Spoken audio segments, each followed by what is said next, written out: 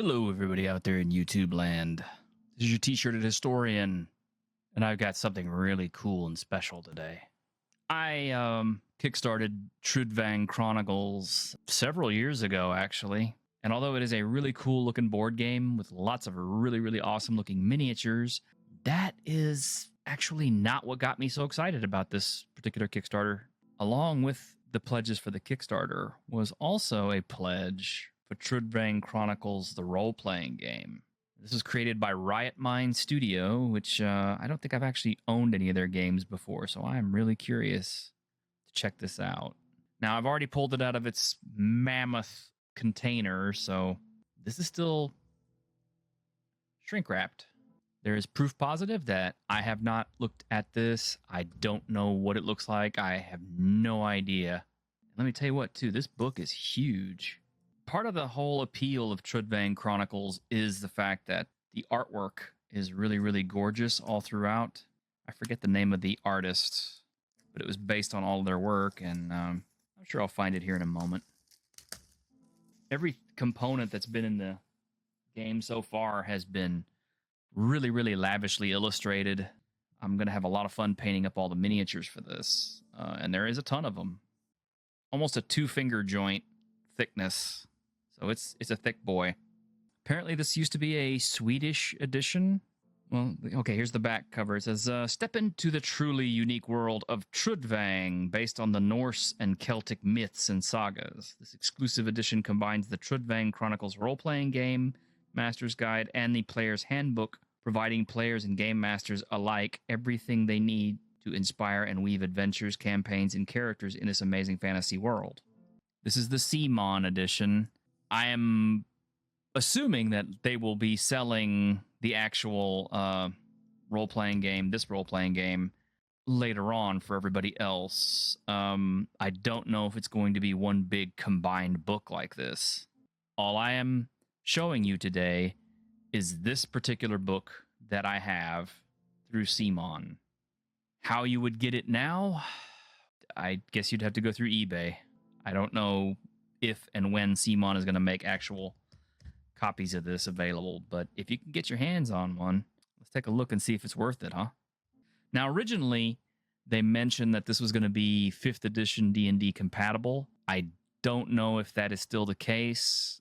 Obviously, we had an edition change in D&D since this was created and put out, and they did have to go through some changes themselves on their actual board game. So, like I said, I got this several years ago, and it only finally kickstarted, or the Kickstarter finally arrived today. Okay, concept and design, Theodore Bergquist and Magnus Malmberg. So yeah, this is, okay, Paul Bonner. So this thing was largely spearheaded by Paul Bonner. So this is Paul Bonner's artwork all throughout it. If you don't know who that is, he is a fantastic artist, and you should definitely check his stuff out. But wow, that is a table of coolness contents right here, man. There's like so many little miniature illustrations and stuff. I knew this thing was going to be chock full of artwork. I had no idea, and some of it is borderline not safe for work. But she appears to be covered up. But we have the introduction, we have the about role-playing, we have the rules in short, the dice. So it says it's going to be using 6-sided dice, 10-sided dice, and 20-sided dice. So that tells me that probably won't be D&D compatible. All right, did I just skip it? No, that's 7, that's 8. So, okay, so we have character traits, we have character skills, skill rolls, situation rolls, more really awesome artwork.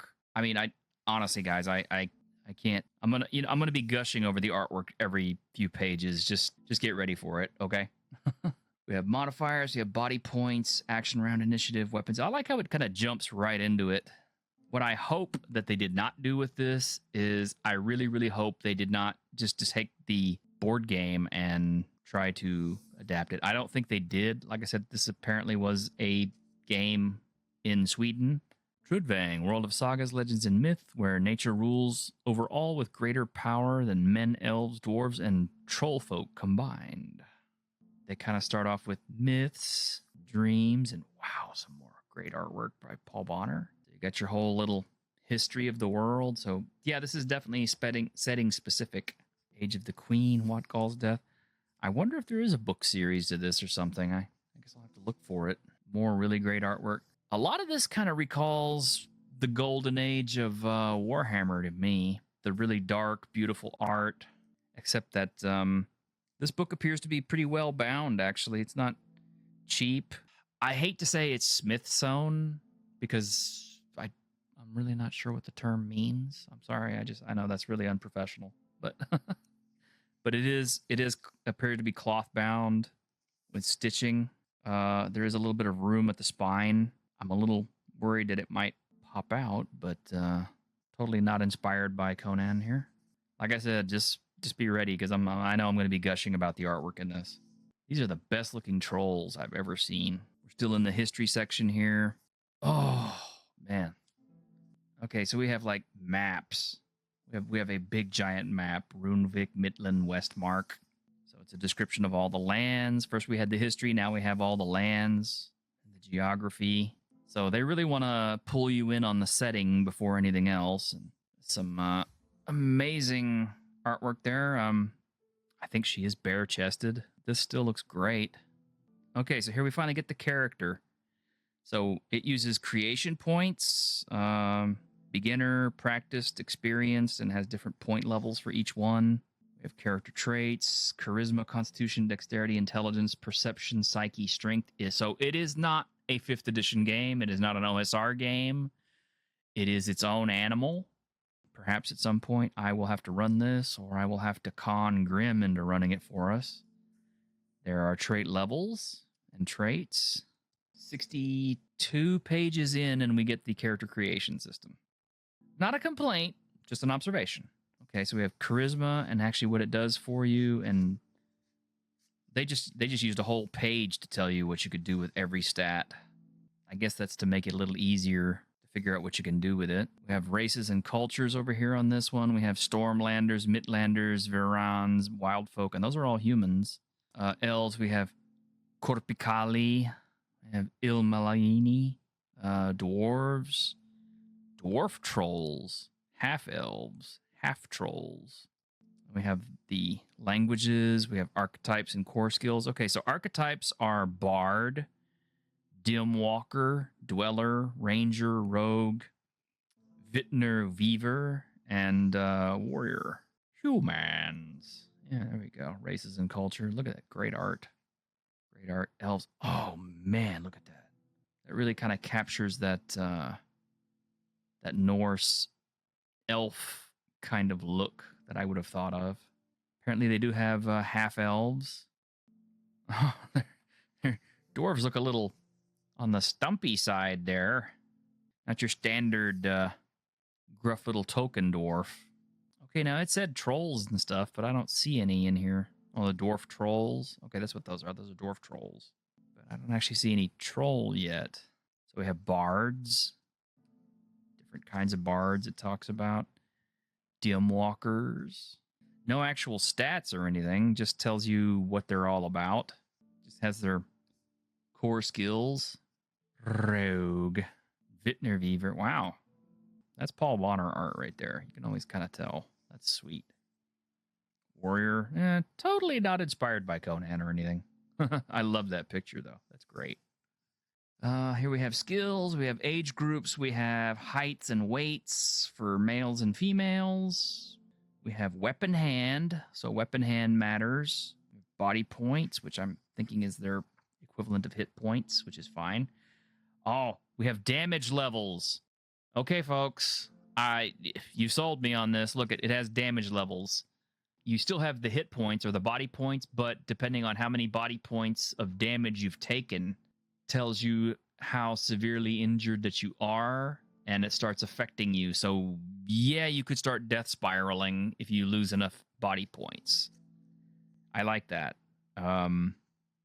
It is kind of dangerous on players, but it also, after the first couple of fights and players start getting hit and they watch their body points dwindle and their damage levels causing them problems, they will get the hint that combat is deadly and maybe either find another way to get through problems, or they'll be making characters quite a few times that night.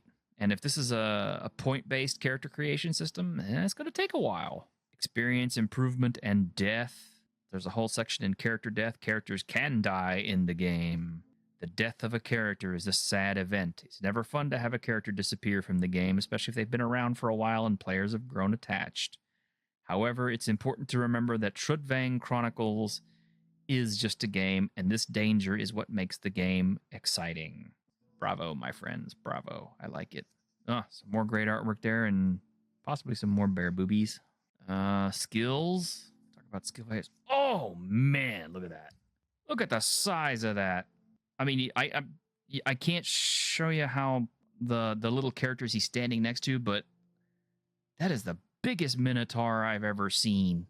When they talk about skill trees, they literally have a skill tree. Like, this is everything that agility covers. And then they have one for everything. We have like for care, for entertainment, for faith. Now, I don't know how well this game actually plays, because obviously I just got this and I haven't gotten it to the table. I haven't read the rules. I'm looking at it just like you are right now.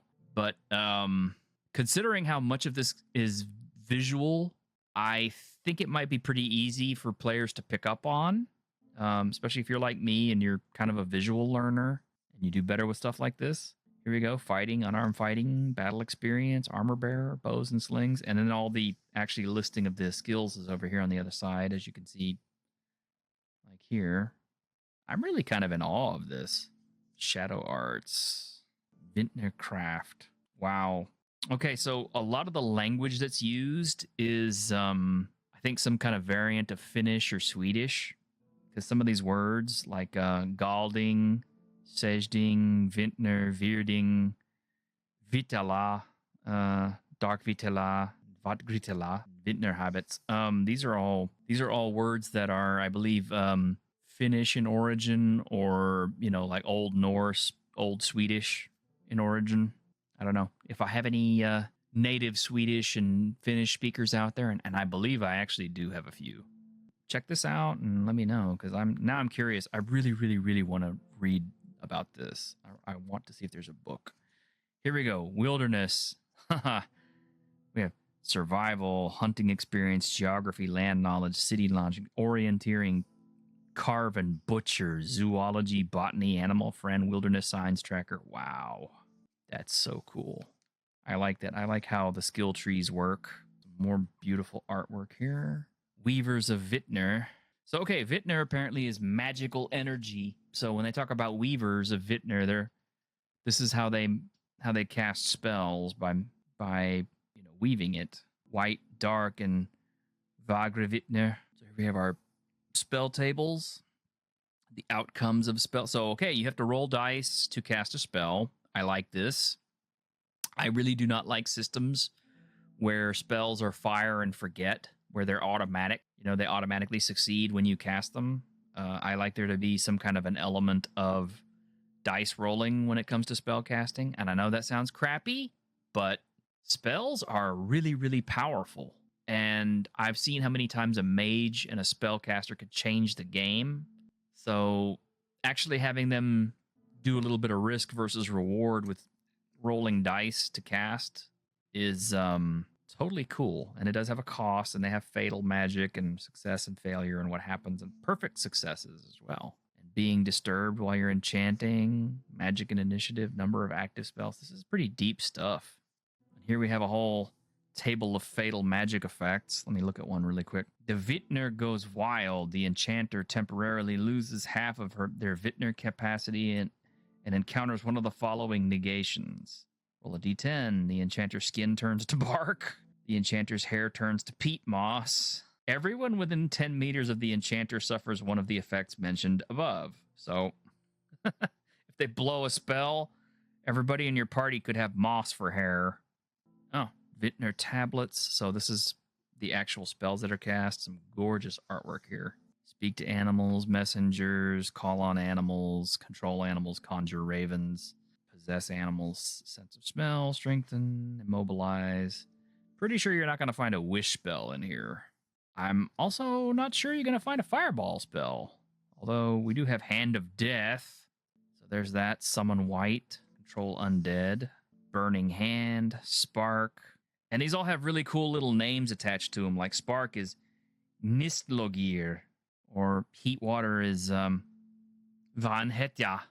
I don't know. If you were that kind of GM and you made people actually say the word, you know, every time they were casting, that would be kind of cool. Although they would get it wrong sometimes, like Protection from Fire is Muspelskjold, or Sea of Fire, Muspelhof.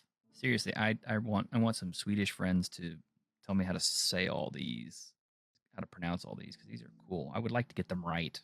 My knowledge of Swedish is not so great. My knowledge of Norwegian, slightly better, but not that much better. And that's only because I listened to a lot of black metal at one time. Tracking Sporsklinja. Probably getting that wrong, but I don't care. It's fun. Man, the spell list is very comprehensive. Okay, we actually have Dim Walkers. Huh. All of that was the Vintners. Now we actually get the Dim Walkers, and these are the guys who are basically priests, from what I can understand, because their whole thing is religion and abusing divine abilities. Blood gifting, gloom gifting, blood offerings. So you actually have to sacrifice animals to get some stuff or other things. And ooh, we got some nudity over here. Yeah, just keep that in mind. This is definitely an 18+ game, fellas. Holy tablets. These are their powers, basically. Troll strength, summer place, sun ray, healing, sixth sense, healing sun. I'm gonna move through that pretty quickly. The Eeld tradition. This is blood oaths. This is a huge book, and a lot of it apparently is spells. So if you're a spell nut, you're gonna like this game. Places of prayers. So where you are makes a difference as to when you cast. Or holy bolt, stone monuments. Still more spell. Do we just?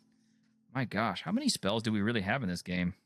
All right, let me get through some of these spells, because we have so many spells and so much great artwork. So a lot of this book is dedicated to spells. Tooldom. More spells. I'm not kidding, guys. Okay, finally we got to the equipment section. The spell section is finally done. Oh my god. Look, it's like over half the book is, well, it's well over half the book, and most of it is spells. A large, big chunk of it is spells. So yes, if you're a spellcaster, this is probably gonna be a really fun game for you if you like casting spells. And of course, it does have a risk versus reward system, because you have to roll to cast a spell, and you could blow it. And not only could you blow it, but your failure could end up hurting your party. So here we have actual equipment. We have coin values, copper, silver, gold.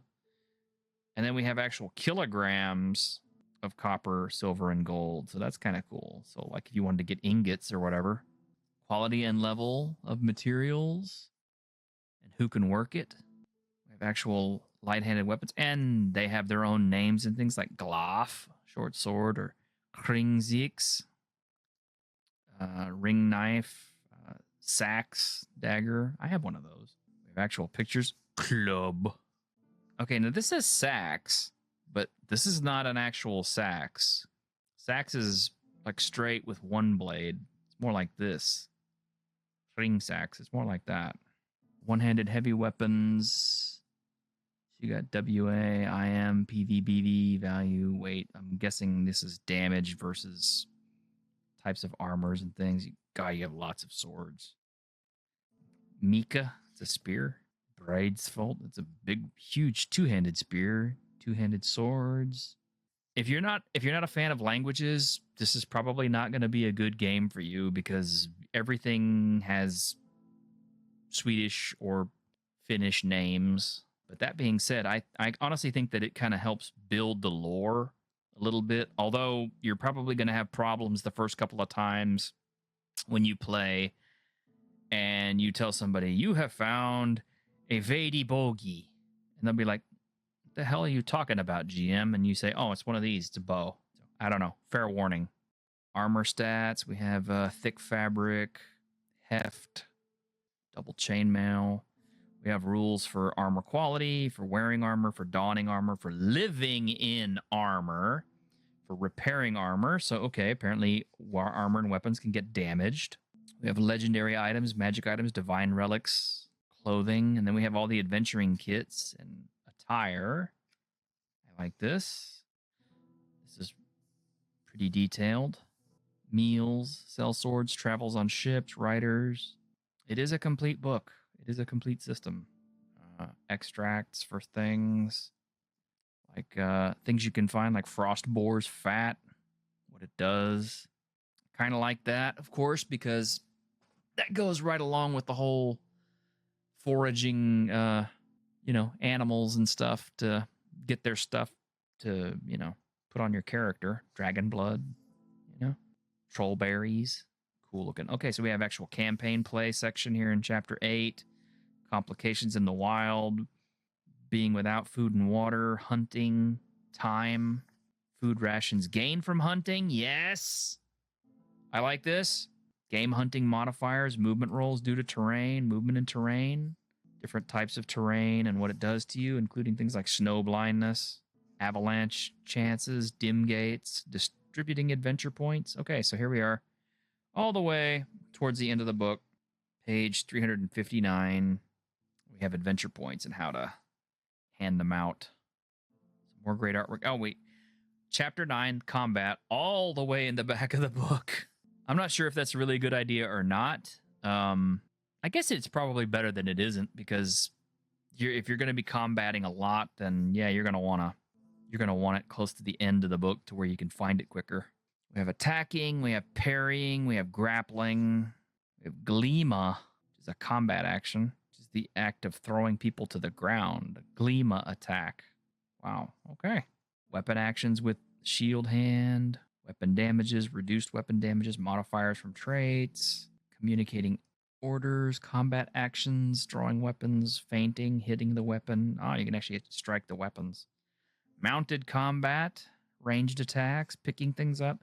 So I like this. It kind of covers everything. It's almost like they anticipated ahead of time. It's like, hey, this is going to happen. Players are going to want to know how to resolve this.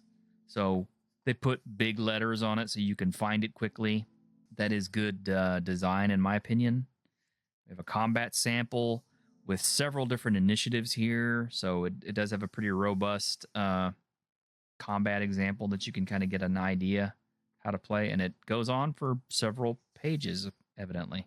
Double gatefold piece of really beautiful artwork here by Paul Bonner. Some more Paul Bonner artwork. We have damage and fear. Wow. This is going to be a long video because there's just too much cool stuff on here. And then we finally get to the monster section and some more really good artwork. Man, these just look good. So we have creature sizes. We have attacks on large or small creatures, so that plays a factor in it. We have creature speeds. So we have sizes of humanoids and what they correspond to. Sizes of four-footed creatures, sizes of extremely large creatures. Attack modifiers against targets of different size. Unarmed damage of creatures by size. So yeah, if, like a troll punches you, now you know what kind of damage it can do. Weapon damage of creatures by size. I have a list of animals here. We have some physical traits for dark dwellers, which is a type of creature. Landworms. Oh, and here's the trolls. Wow, the stats on the small and large trolls. We have stats on the undead. Stats on Wolfkeen. Dragons are not to be messed with, according to this.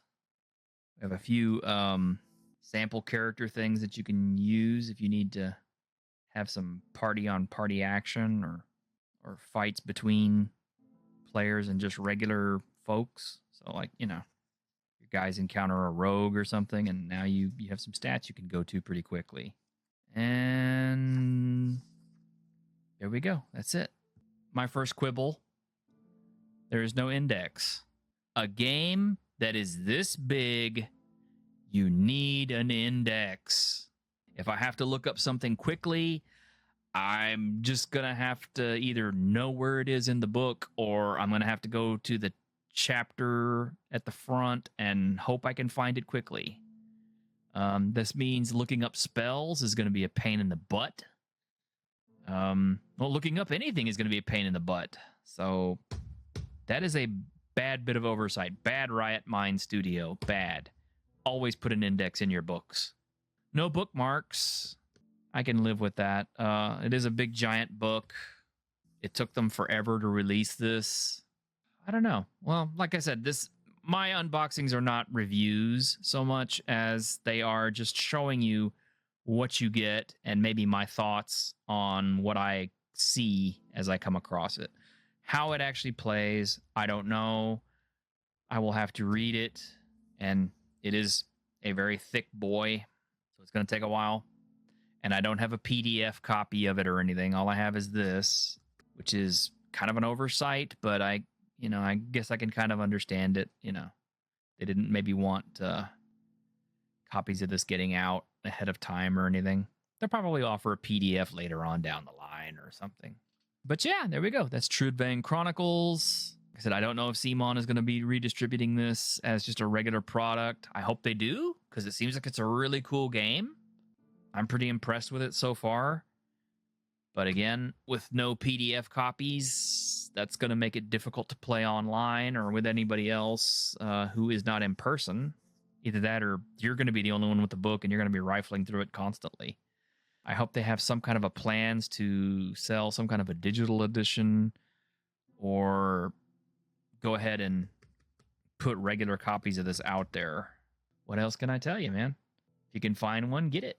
Until next time, you take care out there. This is your T-shirted historian, and we will see you on the week in Geek.